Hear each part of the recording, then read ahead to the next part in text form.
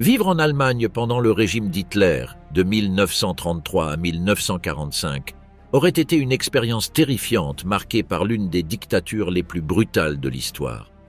Adolf Hitler a instauré un gouvernement autocratique qui a profondément transformé la vie et la politique allemande, promouvant un nationalisme extrême et une idéologie raciste qui exigeait une loyauté inébranlable envers le leader. La Gestapo, la police secrète nazie, était présente à chaque coin de rue, traquant et punissant quiconque montrait des signes de résistance par la torture ou la mort. Les libertés civiles ont été complètement éliminées et tout comportement perçu comme une dissidence pouvait entraîner emprisonnement, torture ou exécution. Des groupes tels que les Juifs, les Roms, les opposants politiques et d'autres minorités ont été persécutés de manière systématique à travers des lois discriminatoires telles que les lois de Nuremberg et des plans horribles comme la solution finale. La propagande nazie déformait la réalité, rendant la vérité inaccessible et la survie quotidienne une lutte constante, tant physique que psychologique. Il n'était pas seulement difficile de survivre physiquement, mais c'était également une bataille continue pour préserver son humanité dans une société déshumanisée. Comment les gens pouvaient-ils endurer de telles conditions pour survivre sous le régime nazi impitoyable dans la vie quotidienne? Montée et consolidation du régime nazi, surveillance et Gleichschaltung. Lorsque Adolf Hitler devint chancelier de l'Allemagne le 30 janvier 1933, cela déclencha la mise en place de l'un des régimes les plus oppressifs de l'histoire. En quelques semaines, le décret d'incendie du Reichstag supprima les droits civils fondamentaux tels que la liberté de la presse et de réunion, ouvrant la voie à la loi d'habilitation qui accorda à Hitler des pouvoirs législatifs quasi illimités. Cette action rapide marqua le début d'une Allemagne plongée dans la tyrannie, où la liberté personnelle devint inatteignable. Le processus de Gleichschaltung, coordination, devint le mécanisme central de consolidation du pouvoir nazi. Il transforma une nation diversifiée en un monolithe de pensée uniforme où chaque aspect de la vie devait s'aligner avec l'idéologie du nationalisme socialiste. Des institutions clés comme le ministère du Reich de l'éducation publique et de la propagande dirigé par Joseph Goebbels, devinrent des outils essentiels pour diffuser la propagande nazie. Les radios, la presse et des événements comme les Jeux olympiques de Berlin en 1936 furent utilisés pour projeter une image idéalisée du régime et endoctriner la population. Sous la direction de Heinrich Himmler, la Gestapo devint l'œil omniprésent du régime, surveillant chaque coin de Berlin et au-delà avec une férocité implacable. L'oppression s'infiltra dans tous les aspects de la vie quotidienne. Écouter des stations de radio étrangères était un crime grave, et tenir un journal avec des pensées dissidentes pouvait coûter la liberté ou la vie. Le Gleichschaltung s'étendit également au monde du travail, où les syndicats furent abolis et remplacés par le Front du travail allemand, garantissant que la main-d'œuvre était entièrement sous le contrôle de l'État. L'éducation devint un autre champ de bataille pour le régime nazi. Les salles de classe, autrefois des espaces d'échange intellectuel, furent transformées en centres de conformité idéologique. Les enseignants devinrent des porte-paroles du régime, et les manuels scolaires furent purgés de tout contenu décadent, les remplaçant par des leçons glorifiant la suprématie aryenne et préparant la jeunesse au service du Reich. De plus, le Gleichschaltung atteignit les institutions religieuses, fusionnant les églises protestantes dans l'église du Reich, et forçant l'Église catholique à conclure des accords qui érodèrent son indépendance morale. Dans la sphère culturelle, la censure se répandit à la littérature et aux arts, les œuvres d'auteurs dissidents étant brûlées publiquement comme symbole de résistance non-aryenne. Des figures intellectuelles comme Martin Heidegger s'alignèrent avec le nationalisme socialiste, devenant les gardiens de l'idéologie officielle. La vie dans l'Allemagne nazie était une lutte constante pour la survie physique et une bataille quotidienne pour préserver la dignité et l'humanité dans une société conçue pour déshumaniser.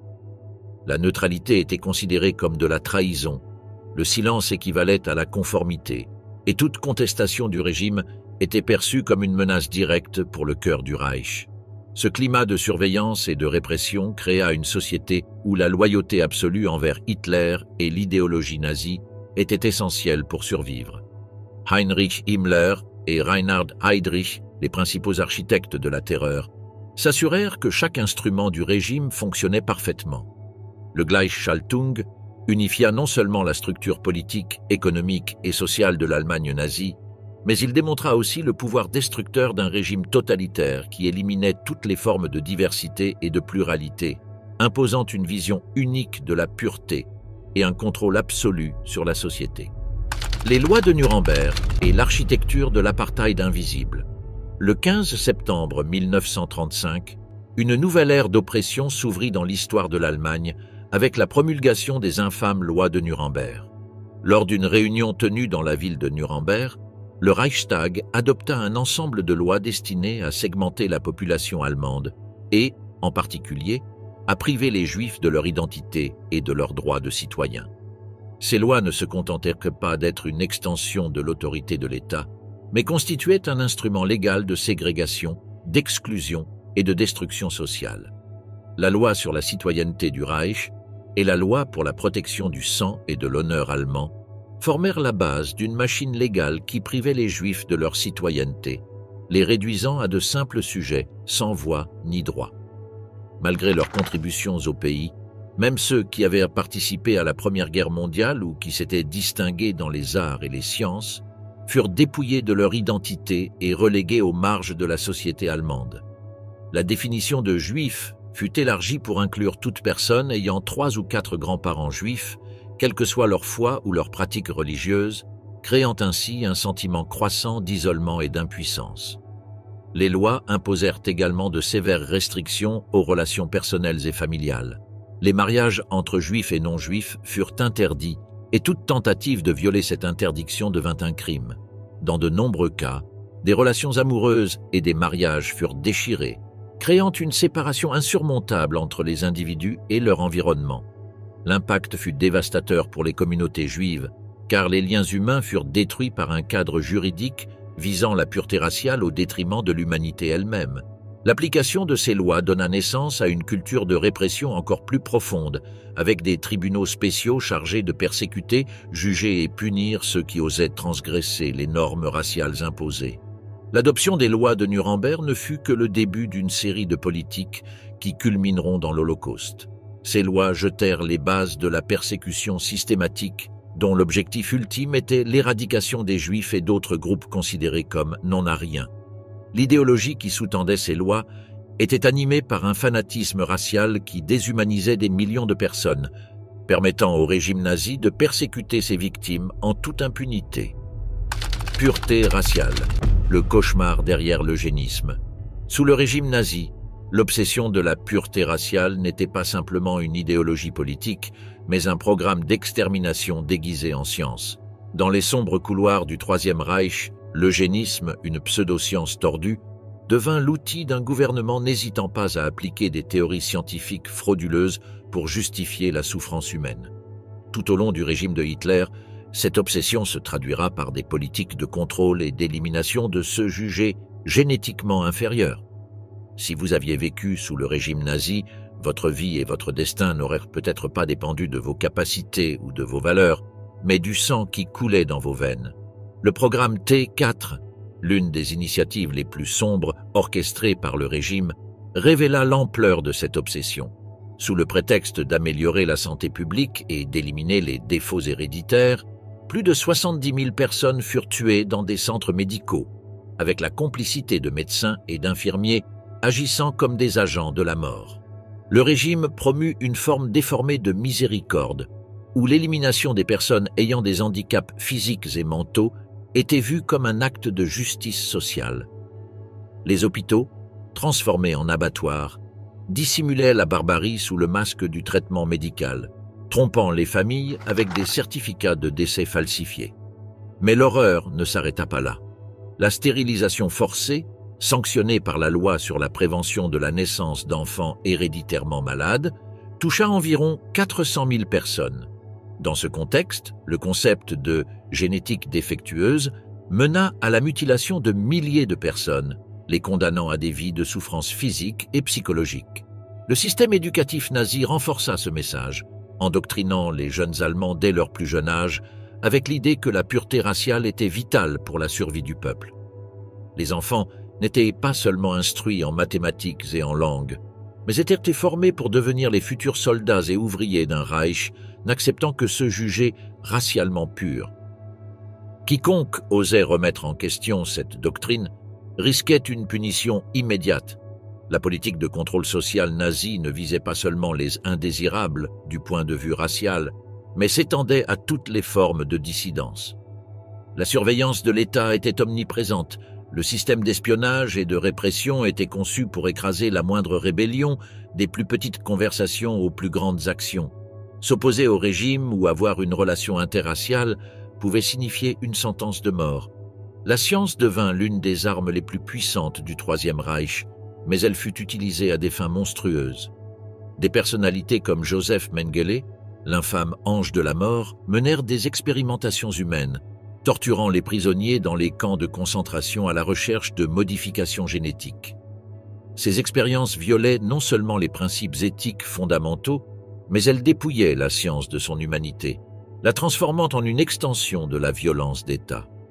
La perversion du savoir scientifique entre les mains du régime nazi changea à jamais le cours de l'histoire, transformant la recherche médicale en un outil de contrôle social et de génocide.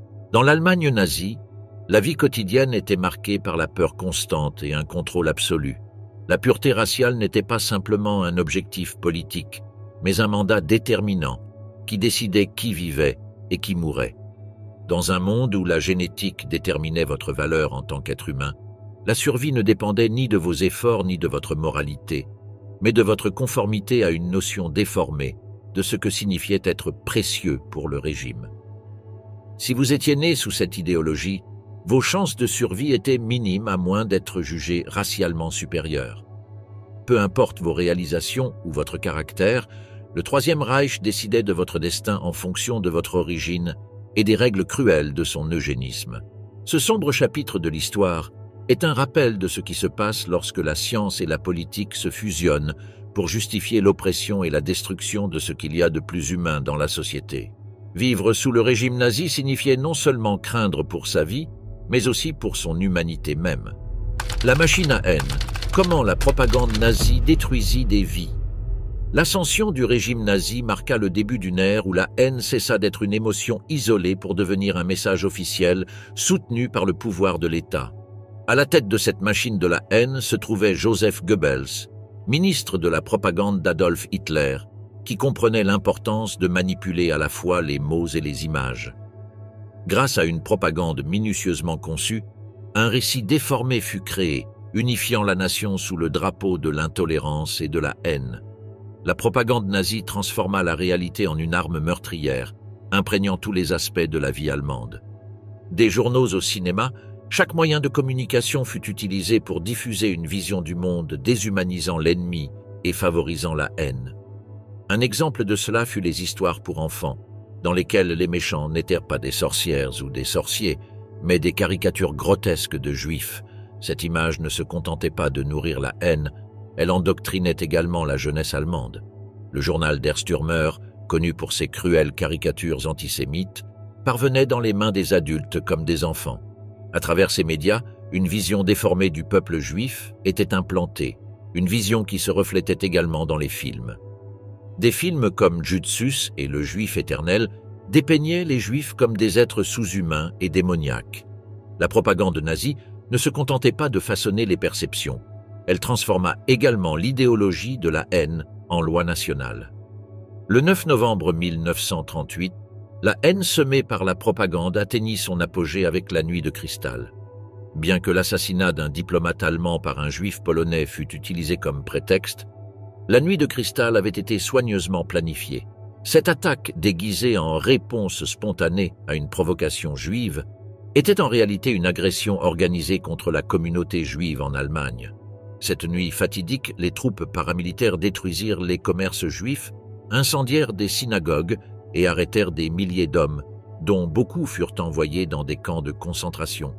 Mais ce qui fut réellement brisé cette nuit-là ne fut pas seulement le verre des magasins, mais la cohésion d'une société qui, jusque-là, avait vécu dans une relative harmonie. La Nuit de Cristal représenta la destruction de vies et la dissolution de communautés. Malgré la brutalité de l'attaque, la propagande nazie continua de manipuler la réalité. Elle présenta la Nuit de Cristal comme une réponse justifiée à une provocation juive. déformant les faits et réécrivant l'histoire. La machine de propagande de Goebbels obtint un tel contrôle sur le récit que la majeure partie de la population accepta la version officielle. La haine, alimentée par des années d'endoctrinement, devint une idéologie adoptée par des millions de personnes. L'ampleur de ce contrôle est terrifiante. La propagande nazie ne servait pas seulement à obtenir le pouvoir, mais aussi à déshumaniser et détruire des vies. L'histoire de la nuit de cristal et de la machine de la haine montre comment la manipulation de la vérité et des émotions peut transformer une société en un terrain fertile pour le génocide et la violence systématique. La purge cachée, les groupes oubliés dans l'Allemagne nazie. L'histoire du régime nazi est une histoire de cruauté et de répression. Et bien que la persécution des Juifs soit la plus connue, le Troisième Reich était un lieu où la diversité sous toutes ses formes n'avait pas sa place. Ce n'était pas une guerre contre une seule communauté, mais une guerre contre l'humanité elle-même. La vision déformée d'une société pure n'excluait pas seulement les Juifs, mais aussi tous ceux qui s'écartaient des idéaux d'un arien parfait. Imaginez un instant le Berlin des années 1920, un lieu vibrant de liberté et de culture, où les normes sexuelles étaient défiées et explorées ouvertement. Cependant, dans les années 1930, cette libération fut étouffée sous le poids des lois répressives du régime, notamment l'article 175 qui criminalisait l'homosexualité. Les hommes qui aimaient différemment étaient non seulement persécutés, mais aussi marqués d'un triangle rose dans les camps de concentration. Là, la punition était encore plus brutale pour eux, car le régime les considérait non seulement comme des déviants, mais aussi comme une menace pour la pureté de la race aryenne, et donc indignes de vivre. Pendant ce temps, les Roms et les Sinti, que le régime nazi appelait de manière péjorative les Tziganes, étaient perçus comme une menace tout aussi dangereuse. La propagande nazie les représentait comme des criminels et des parasites sociaux, une menace pour l'ordre aryen qu'il fallait éradiquer. Les camps de concentration, comme le Zigeunerlager d'Auschwitz, devinrent des lieux de souffrance extrême pour ces groupes.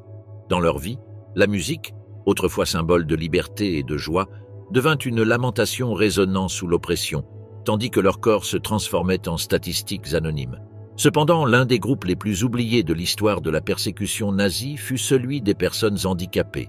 Sous le programme T4, ceux qui ne correspondaient pas à la vision du régime de la pureté étaient considérés comme des vies indignes d'être vécues. Les hôpitaux, censés être des lieux de soins, devinrent des centres d'extermination, où des médecins comme Victor Brack et Werner Heide trahirent le serment d'Hippocrate et agissaient comme juges et bourreaux, administrant des doses létales ou même utilisant des chambres à gaz. Ce programme était un cruel rappel de la manière dont la science et la médecine furent perverties au service d'une cause déshumanisante. Dans tous ces cas, la propagande nazie joua un rôle essentiel, créant un récit si puissant qu'il réussit à transformer les victimes en ennemis de l'État. La radio, le cinéma, les journaux et autres médias furent utilisés comme mégaphones pour diffuser ces messages haineux, représentant les homosexuels, les Roms et les handicapés comme des éléments nuisibles à la société. La machine de propagande nazie ne se contentait pas de déshumaniser ces groupes, mais les effaçait de la narration humaine, les présentant comme sous-humains, non seulement dignes d'être persécutés, mais éliminés. Dans ce contexte, survivre dans l'Allemagne nazie signifiait s'inscrire dans une vision très étroite de ce qui était normal ou désirable. Si vous ne remplissiez pas ces critères, votre vie était condamnée à être une ombre, marquée par la souffrance et souvent la mort. Ce rejet total de la diversité, l'humiliation et l'extermination de ceux qui ne se conformèrent pas aux idéaux de la race aryenne formèrent l'épine dorsale d'une société qui, sous le régime nazi, devint une machine à horreur, indifférente à la souffrance humaine. La féminité nazie, des déesses de la fertilité aux esclaves domestiques. Au début des années 1930, si vous ouvrez un magazine allemand à la mode, vous pourriez y découvrir une image qui semblait en décalage avec le régime nazi. Une femme élégante, vêtue d'une robe fluide, tenant un bouquet de lys, son visage radieux de bonheur. Cette figure était celle de Gertrude Schultz-Klink, la femme la plus haute placée dans le Troisième Reich. En tant que présidente de la Ligue des femmes nationales-socialistes, Schultz-Klink incarnait une contradiction déconcertante. L'exaltation des femmes aryennes à un niveau quasi mythique tout en leur imposant un destin de subordination dans la sphère domestique. L'idéologie nazie présentait les femmes comme les piliers de la Volksgemeinschaft, communauté nationale, les dépeignant comme des déesses de la fertilité et des symboles de la pureté raciale. Cependant, cet idéalisme était accompagné d'une exigence claire, un ensemble de devoirs familiaux qui les maintenaient confinés au foyer. Dans cette vision, les femmes n'étaient pas seulement les mères du Reich, mais leur valeur en tant qu'êtres humains était mesurée par le nombre d'enfants qu'elles pouvaient avoir. La propagande du régime glorifiait le rôle maternel, mais au lieu de célébrer la liberté féminine, c'était un moyen de les enfermer dans un espace domestique et subordonné. Un exemple clair de cette politique fut le service des mères du Reich, une institution créée pour enseigner aux jeunes femmes comment être mères. Son programme laissait peu de place au doute. Leur seule vocation était de donner naissance. Même Hitler, dans un discours sombre sur l'avenir de l'Allemagne, décrivait le rôle des femmes comme étant celui de la beauté et de la maternité. Pour le régime nazi, les femmes devaient être belles et fertiles, mais ne devaient avoir aucune inspiration en dehors du foyer. L'ironie de cette vision était cruelle. Au lieu d'encourager les femmes à poursuivre des carrières dans des domaines comme la médecine, le droit ou l'éducation, le régime les poussait à abandonner ces professions. La loi de 1933 sur la réduction du chômage offrait des prêts aux jeunes couples pour se marier, mais seulement si la femme abandonnait sa carrière professionnelle pour se consacrer exclusivement à la famille. Ce modèle nazi de féminité semblait coincé entre deux extrêmes, la Valkyrie, la guerrière mythologique de la légende nordique, et la ménagère allemande traditionnelle. Cependant, l'idéologie nazie était également pragmatique. Lorsque la guerre commença et que les hommes furent envoyés au front, le régime fut contraint d'envoyer les femmes dans les usines. Ce ne fut pas un acte d'émancipation féminine, mais une nécessité de guerre. Les mêmes femmes qui étaient autrefois confinées au foyer se retrouvèrent à assembler des munitions ou à travailler dans des industries essentielles à l'effort de guerre. Pourtant, le message officiel demeura le même. Leur place ultime était à la maison, en tant que mères et nourricières. Malgré les restrictions imposées, toutes les femmes n'acceptèrent pas le rôle qui leur était assigné par le régime. Certaines choisirent de résister activement. Sophie Scholl, une jeune membre du groupe de résistance La Rose Blanche, défia l'idéologie de la féminité nazie. Son courage dans la lutte contre le régime, malgré sa position de femme, devint un symbole de résistance. Sophie et d'autres membres de son groupe furent exécutés, mais leur héritage perdure comme un rappel que les femmes pouvaient être aussi courageuses et déterminées que les hommes, même dans un système qui cherchait à les réduire à de simples reproductrices pour les générations futures. Enfance perdue, les jeunesses hitlériennes et la destruction de l'innocence. Les jeunesses hitlériennes n'étaient pas simplement un club pour enfants, mais un outil profondément idéologique ancré dans le régime nazi, conçu pour façonner les esprits des enfants et en faire de fervents partisans de la vision du Troisième Reich. Fondée en 1926, cette organisation devint un instrument central pour inculquer les principes du national-socialisme à toute une génération. Dès 1936, l'adhésion aux jeunesses hitlériennes n'était plus optionnelle, mais une obligation légale pour tous les enfants aryens en Allemagne. Baldur von Schirach, le leader de la jeunesse du Reich, fut chargé de superviser cette vaste campagne d'endoctrinement qui visait à créer une nation de jeunes soldats, prêts à défendre la pureté raciale allemande et à porter la vision de Hitler dans l'avenir. Le programme éducatif des jeunesses hitlériennes était conçu pour transformer non seulement le savoir, mais les valeurs fondamentales des enfants. Les manuels scolaires furent modifiés pour réécrire l'histoire et redéfinir la morale, supprimant toute notion de compassion ou d'unité et les remplaçant par de la haine envers les juifs, les communistes et les autres races jugées inférieures.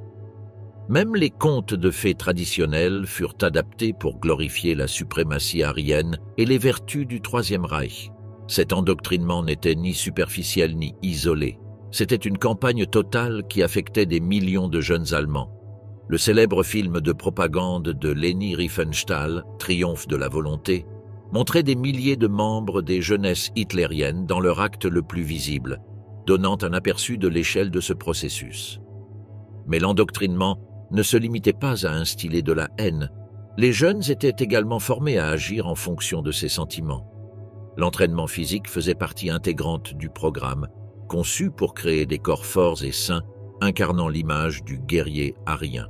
Lorsque les membres des jeunesses hitlériennes atteignaient l'adolescence, beaucoup étaient déjà pleinement préparés pour le service militaire. Les garçons, en particulier, participaient à des jeux de guerre, simulant des combats réels avec des munitions réelles. Les filles, quant à elles, étaient formées pour leur rôle de mère du Reich dans la Ligue des filles allemandes, où elles apprenaient à idolâtrer la maternité et à considérer leur fonction de reproductrice de la race aryenne comme leur plus grande contribution à la nation. Une histoire particulièrement perturbante est celle d'Alfred Z, un garçon de 12 ans surnommé Lupus, membre du mouvement Loup, une extension des jeunesses hitlériennes. Dans les derniers jours de la guerre, Lupus fut responsable de l'exécution d'un pilote américain abattu. Cet enfant, totalement déformé par les idéologies du régime, devint un monstre, affichant un mélange inquiétant d'innocence juvénile et de cruauté implacable.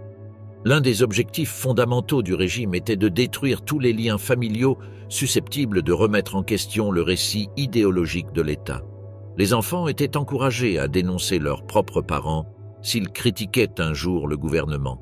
Ainsi, le foyer devint un espace de suspicion et de peur, où la loyauté envers le régime était placée au-dessus de l'unité familiale. Les jeunesses hitlériennes n'étaient pas seulement un outil de contrôle social, mais une machine à détruire l'innocence. Par ses méthodes d'endoctrinement, elle condamna toute une génération à des vies de violence, de conformité idéologique et de perte d'humanité, laissant des cicatrices indélébiles qui persisteraient bien après la chute du régime nazi. Exploitation économique, nazie, pillage et travail forcé.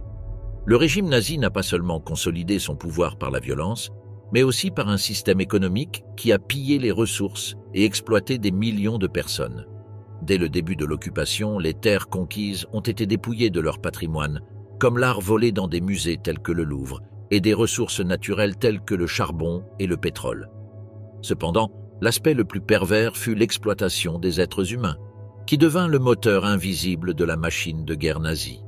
Des millions de personnes ont été contraintes de travailler dans des conditions extrêmes dans les camps de concentration et les usines, réduites à de simples outils humains. Ce travail forcé ne soutenait pas seulement la production d'armements, mais contribuait également à la construction de projets comme les fusées V2, fabriquées avec le travail forcé des prisonniers. En plus du travail esclave, le régime nazi mit en place un système de germanisation, en enlevant des enfants de l'Europe de l'Est pour les utiliser comme main-d'œuvre et leur imposer une éducation idéologique. Dans ce contexte, des camps de concentration comme Auschwitz et Dachau n'étaient pas seulement des lieux de mort, mais des usines cachées qui alimentaient l'économie de guerre nazie. L'exploitation économique sous le régime nazi était un système brutal et impitoyable, où les êtres humains étaient considérés comme des ressources jetables et les pays occupés réduits à de simples objets de pillage. La vie humaine était réduite à un moyen de nourrir la guerre et l'idéologie du Troisième Reich. Résistance et actes de rébellion défiaient le Troisième Reich. Dans l'Allemagne nazie, la résistance émergeait comme un acte de courage extrême dans un régime où la peur et la répression dominaient tout. Malgré le contrôle absolu du Troisième Reich, diverses formes de défis ont vu le jour, tant au sein de la société civile que dans les enfers des camps de concentration, témoignant de la volonté humaine indomptable face à l'oppression la plus brutale. L'un des exemples les plus emblématiques de résistance civile est celui de Sophie et Hans Scholl, fondateurs du mouvement La Rose Blanche. Ce groupe d'étudiants universitaires, désillusionnés par l'idéologie nazie, distribuait des tracts appelant à la résistance active contre le régime. Leur exécution n'a pas arrêté leur héritage. Leur sacrifice est devenu un symbole durable de lutte morale et éthique. D'autres mouvements significatifs incluent les pirates de l'Edelweiss et les Swingjugend. Les pirates, avec leurs chemises à carreaux et leurs fleurs d'Edelweiss, rejetaient l'endoctrinement rigide des jeunesses hitlériennes, utilisant la musique et la mode comme expression d'individualité et de liberté. Les Swingjugend, quant à eux, se réunissaient secrètement pour écouter du jazz, un symbole de résistance culturelle qui défiait les normes strictes du Troisième Reich. Au sein même de l'armée allemande, des fractures notables apparurent, comme le complot du 20 juillet 1944, organisé par le colonel Klaus von Stauffenberg et d'autres officiers. Cette tentative d'assassinat de Hitler et de prise de contrôle du gouvernement, bien qu'échouée, révéla un profond mécontentement, même parmi les rangs les plus loyaux du régime.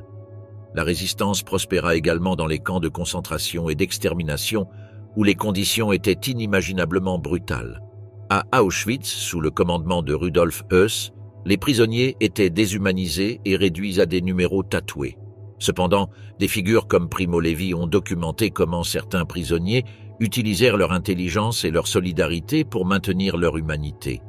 À Sobibor, les prisonniers organisèrent un soulèvement en octobre 1943, réussissant à s'échapper avec plus de 300 personnes à l'aide d'armes improvisées. Bien que la plupart aient été rattrapés et exécutés, leur acte de bravoure força les nazis à fermer le camp.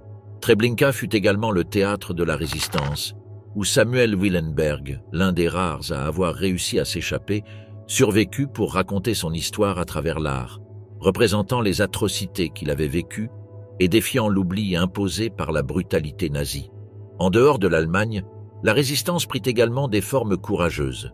En France occupée, le maquis menait des sabotages contre les infrastructures allemandes, entravant ainsi l'effort de guerre nazi.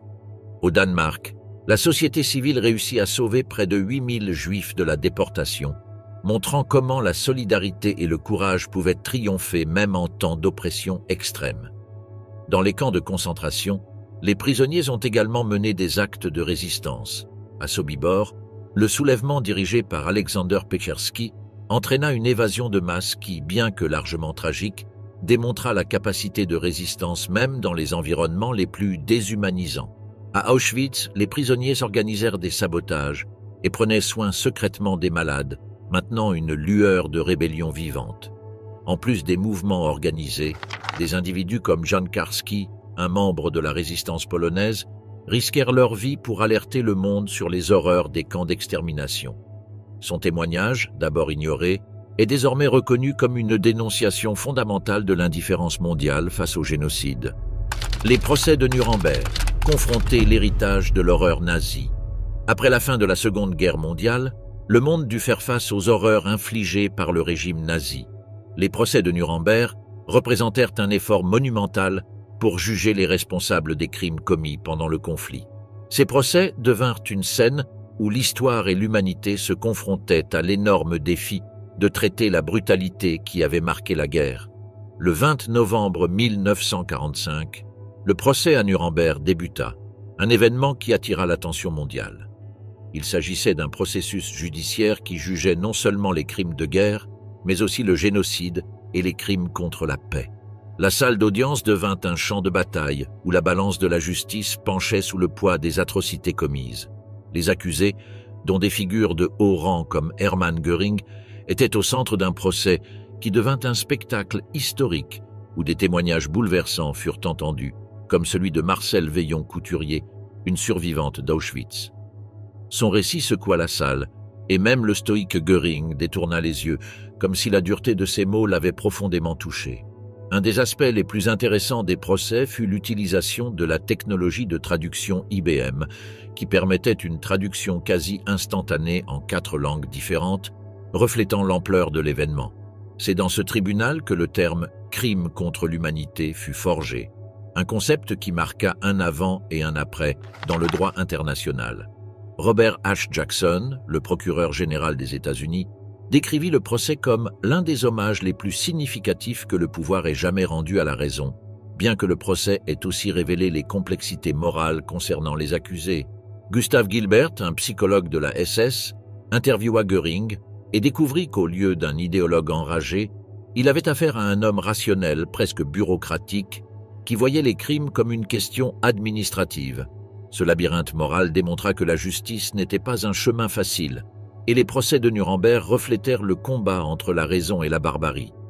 Bien que les procès de Nuremberg aient conduit à la création de nouvelles normes internationales, comme la Déclaration universelle des droits de l'homme, ils laissèrent aussi des questions ouvertes sur le fait de savoir si une réparation adéquate pourrait jamais être faite aux victimes de l'Holocauste.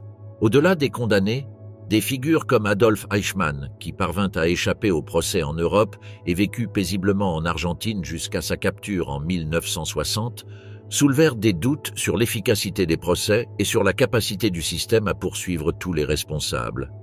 Des décennies plus tard, des affaires comme celle de John Demjanjuk, un homme accusé d'avoir été le gardien Ivan le Terrible au camp d'extermination de Treblinka, ajoutèrent des couches de complexité à la question de la justice d'après-guerre. Son procès, tenu bien après Nuremberg, révéla la lutte continue pour clore un chapitre de l'histoire qui refusait d'être oublié.